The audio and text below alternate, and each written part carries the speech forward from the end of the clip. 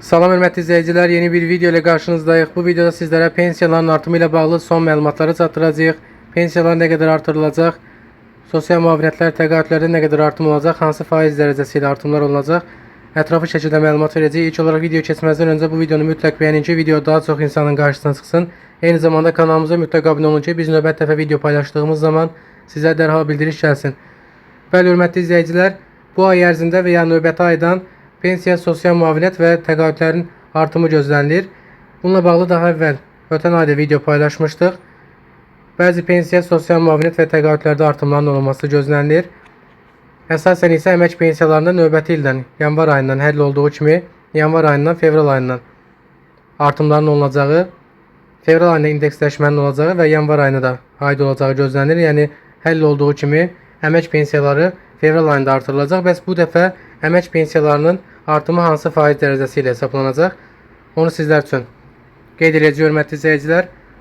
Azərbaycanda əmək pensiyaları bilirsiniz ki, əvvəlki ilin iqtisadi göstəricilərinə əsasən indeksləşdirilir və bu ilki iqtisadi göstəricilərə əsasən növbəti ilin pensiya artımları müəyyənləşəcək, pensiya artım faizi müəyyənləşəcək.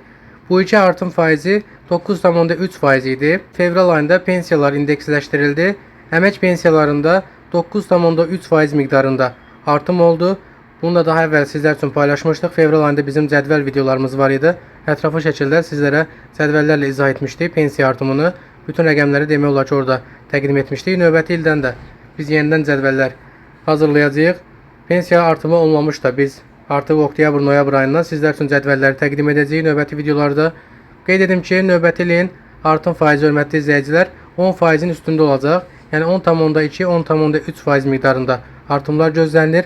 Bu da bu ilki artımdan təxmini 1% daha çoxdur. 429 manat əmək pensiyasının növbəti ildən indeksləşdirilmə rəqəmini sizlər üçün təqdim edirik. Təxmini hesabla 429 manat əmək pensiyasının bu ilki iqtisadi göstəricilər nəzərə alınmaqla növbəti ildən artım faizi 10,3% ola bilər və bu da hesabladığımız zaman 44 manat pensiya artımı edir. Yəni 429 manat əmək pensiyası alan vətəndaşımızın pensiyası 44 manat arta bilər növbəti ildən və bu da təxmini 473 manata həmin pensiyanın çatdırılması deməkdir. Qeyd edim ki, əlilliyə görə əmək pensiyaları da növbəti ildən artırılacaq və ümumiyyətlə əlilliklə bağlı müavinətlərdə hələ ki heç bir artım yoxdur. Bununla bağlı vətəndaşlardan bizə bir çox suallar var. Əlillik pensiyaları artacaqmı? Birinci qrup, ikinci qrup, üçüncü qrup. Bununla bağlı hər hansı bir rəsmi qərar yoxdur.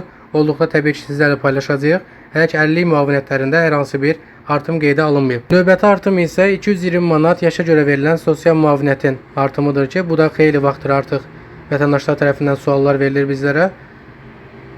Bu müavinət də demək olar ki, artıq 2 ildə artırılmır. Sonuncu dəfə 180 manatdan 220 manata qaldırılmışdı və 2 ildə artıq 220 manatla da davam edir. Bəli, hörmətli izləyicilər, videomuz yekunlaşır. Bu videoda sizlərə pensiyaların artımı və növbəti ildən hansı faiz dərəcəsi ilə hesablanacağı ilə bağlı ətraflı məlumat verdik. Növbəti videolarımızda ünvanlı dövlət sosial yardımının dəyişən qaydaları haqqında əlavə olaraq sosial pensiyalar, müavinətlər, təqaüdlər və əmək pensiyalarla bağlı artımla bağlı yeni məlumatları sizlərə təqdim edəcəyik. Bugün isə videomuz yekunlaşır. Videonu mütləq bəyənin ki, video daha çox insanın qarşısına çıxsın. Eyni zamanda kanalımıza mütləq abunə olun ki, biz növbəti dəfə video paylaşdığımız zaman sizə dərhal bildiriş gəlsin. Növbəti videoda görüşmək ümidi ilə.